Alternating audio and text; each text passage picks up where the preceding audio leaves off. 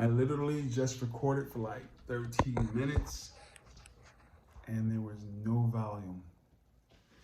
And so now I gotta like recreate whatever it is that I said because I'm definitely not gonna be able to give it from memory. um, Today was a long day.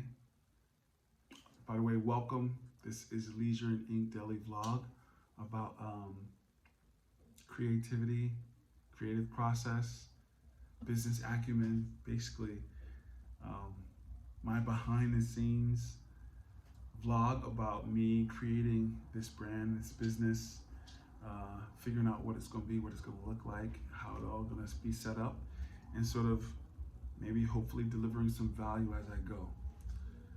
Today, I barely worked on the business. I was distracted with so many other things that needed to be done. And what came up for me is like this idea of like, I need to make sure that I get the best of me, not everything else that I'm working on, and then I work on myself and what I have planned to create into the world after I'm done with everything else. I need to kind of make sure that like there is time, energy, coherence, clarity, working on these projects that are so meaningful for me to get out into the world, and not doing absolutely everything else and then saving that until the end.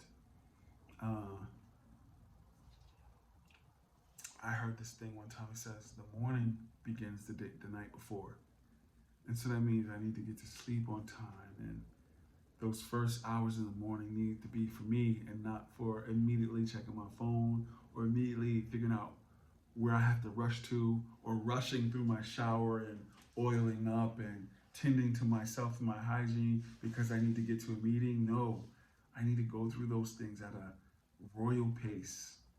Be with myself, be with my body, be with my mind, meditate, relax into it. You know, these moments in our life are fleeting. We'll never get it back, you know? And so how we treat ourselves each day is a vote and tells us how we're going to set a precedence of living the rest of our life. And so each day I get to make a vote that says, hey, I choose me, I'm going to love on me, and I'm going to listen to this voice that's inside me more so than the constant distractions that come in from outside of me. People, places, and things, appointments to get to, things to do. All those practical things still need to be handled, and they can be handled after I tend to this body and this mind and this spirit, you know, and not saving those things to the end or rushing through them in order to get to some activity or some appointment. It's just not worth it for me. And I feel like that should be kind of the Leisure and Ink way, right? Like I need to go through my morning leisurely, being with myself, taking care of myself. It needs to be a joy, you know, taking my shower, brushing my teeth, and, you know, getting prepared, not rushing through it so I can get somewhere else. You know, that shower, that meditation, brushing my teeth, those things aren't a means to an end. I'm not hurrying. I shouldn't be hurrying up and do those things so I can get to another activity.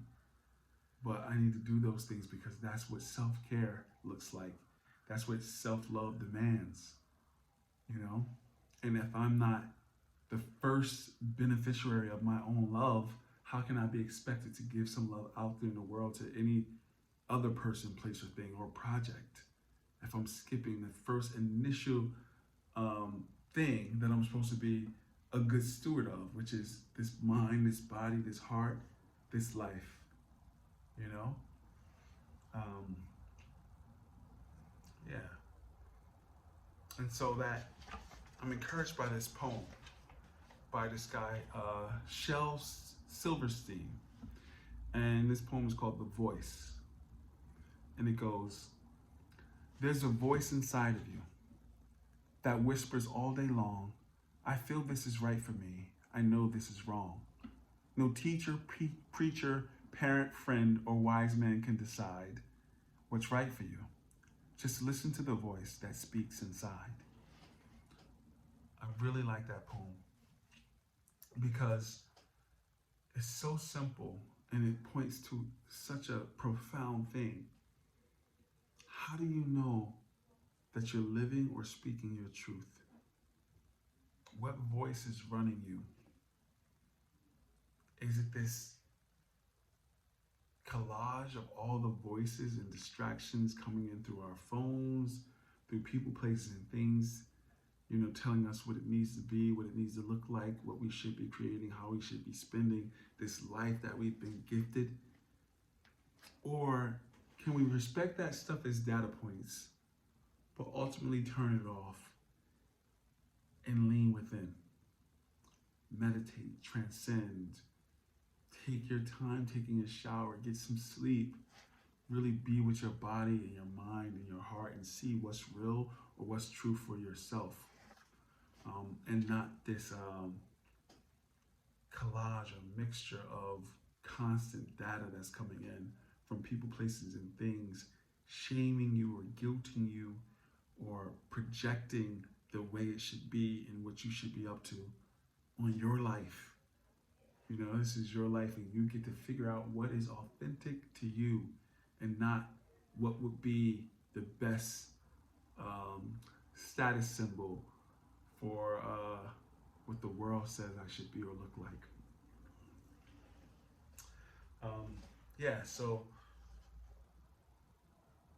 I really like that poem because it's about highlighting that internal voice, that internal authority, and ultimately, people think, oh, I'm being myself, or I'm being real, but sometimes you're just parroting back what you've been taught or what you've been saturated in, and you haven't had enough silence around you to really even know yourself. Just parroting back what you've read or heard or seen on social media or in some book that you've read